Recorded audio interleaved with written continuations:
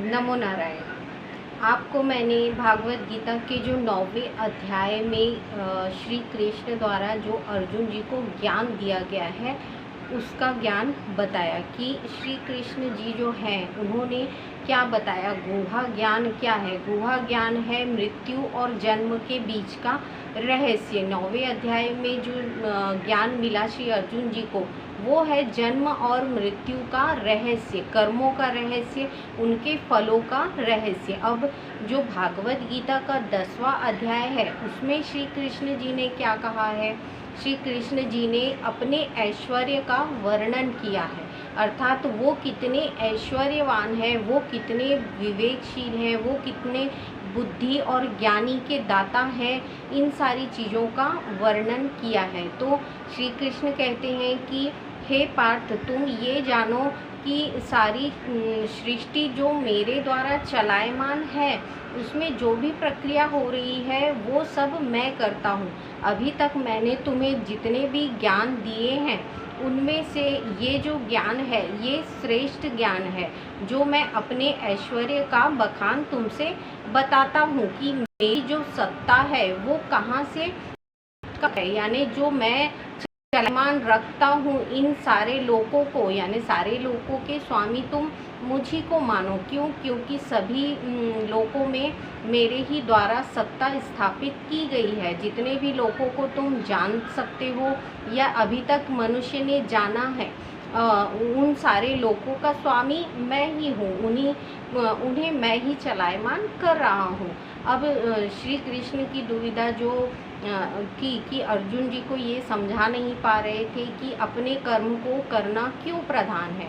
तब उन्होंने बताया कि जो भी मनुष्य उत्पन्न हुए हैं, जब मैंने सृष्टि को स्थापित किया अर्थात ब्रह्म स्वरूप में मैं ही चलायमान हूँ, तो जब मैंने मनुष्यों को उत्पन्न किया, मैंने जब सृष्टि की स्थापना की, तो मैंने पहले केवल 7 ऋषियों और 4 मानव को उत्पन्न किया था। यानी 4 जो मनुष्य थे उनके द्वारा इतना प्रख्यात जो प्रकृति है आज चलायमान, इतनी विकसित हुई है। जितने भी लोग उत्पन्न हुए हैं, तो शुरुआत में जब प्रकृति की स्थापना की श्री कृष्ण जी ने, तब उन्होंने सिर्फ 7 ऋषि महर्षियों को और 4 मनुष्यों को धरती पे उतारा था।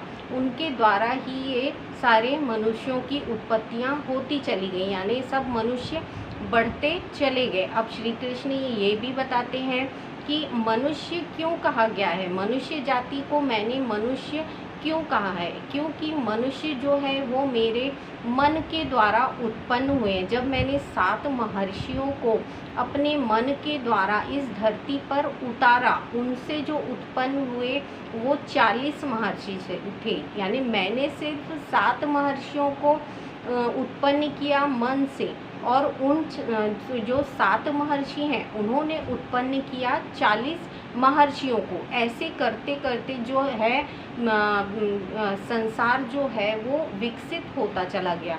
उसी प्रकार मैंने सिर्फ 4 मनुष्यों को उत्पन्न किया था इस धरती पे अपने मन के द्वारा, इसलिए उन्हें मनुष्य नाम से जाना जाता है। भौतिक जगत है, भौतिक शरीर है, शक्तियाँ जो हैं वो भौतिक हैं, यानी मनुष्य को जो चलायमान रख रही हैं वो सारी शक्तियाँ भौतिक हैं। भौतिक जगत में मनुष्य की जो भौतिक शरीर को चलाने वाली शक्ति है वो भौतिक शक्ति है। अब ये भौतिक शक्तियाँ क्या हैं और भौतिक तत्व क्या हैं? जो तत्व बनते हैं, यानी जो भी तत्व हैं 3 फॉर्म में पहले स्थापित किए गए, जो लिक्विड, ठोस और अपन वायु बोलते हैं जिन्हें, तो इन सब के जानने के लिए तो बड़े बड़े विश्वविद्यालय हैं, इन पर एक्सपेरिमेंट भी होते हैं और इन चीज़ों को विद्यालयों में जाना जाता है।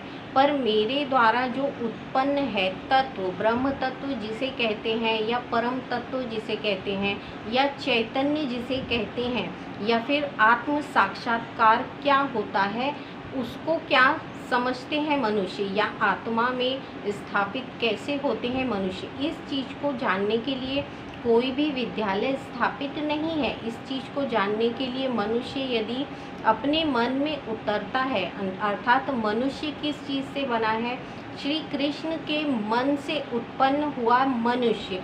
इसीलिए श्री कृष्ण कहते हैं कि अपने मन को मुझ में अर्पित करो, मुझ में लगाओ, तब तुम अपने अस्तित्व को जान पाओगे। यदि तुम मुझ में अपने मन को लगाते हो तो तुम्हें समझ में आएगा कि तुम्हारे मन में क्या है और तुम मन को किस तरह स्थिर रख सकते हो। मनुष्य का जो जन्म है वो श्री कृष्ण के मन से उत्पन्न हुआ है। इसीलिए उनका कहना है कि तुम ध्यान के द्वारा सब कुछ जान सकते हो, ध्यान के द्वारा ही मुझे प्राप्त कर सकते हो। अब जो भौतिक जगत में मैंने तत्व बनाए हैं उन सारी चीज़ों को तो जानने के लिए विश्वविद्यालय है, पर यदि तुम अपने मन को जानोगे तो तुम्हें समझ में आएगा कि सारी चीज़ों में मैं ही स्थापित हूँ।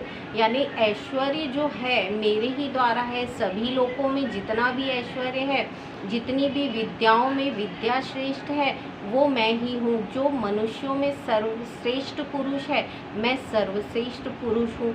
और जो ज्ञान में सबसे श्रेष्ठ है वो है सामवेद। सामवेद में सर्वश्रेष्ठ ज्ञान दिया हो, तो मैं सामवेद के द्वारा श्रेष्ठ हूँ। यानी वेदों में सबसे श्रेष्ठ सामवेद है।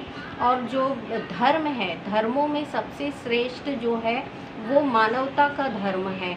तो मनुष्य के द्वारा जो सबसे श्रेष्ठ वस्तुएं हैं वो तुम मुझे समझो।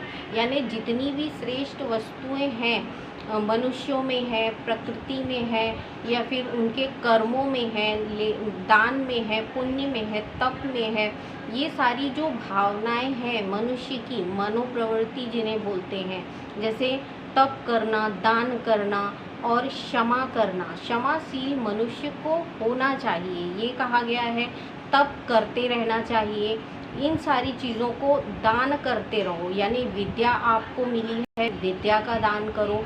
तप मिला है, जो ज्ञान मिला है तप के द्वारा, उन्हें तुम दूसरों को देते रहो। यानी इन चीज़ों को यदि हम देते रहेंगे दूसरों को, क्षमा है, क्षमा जो हम लोगों को देंगे, यदि हम किसी व्यक्ति के बारे में बुरा बोल रहे हैं, हमेशा हमें अपनी वाणी पे संयम रखने को श्री कृष्ण कहते हैं कि यदि हम संयम और सत्य को कहते हैं तो हम कृष्ण को प्राप्त करते हैं।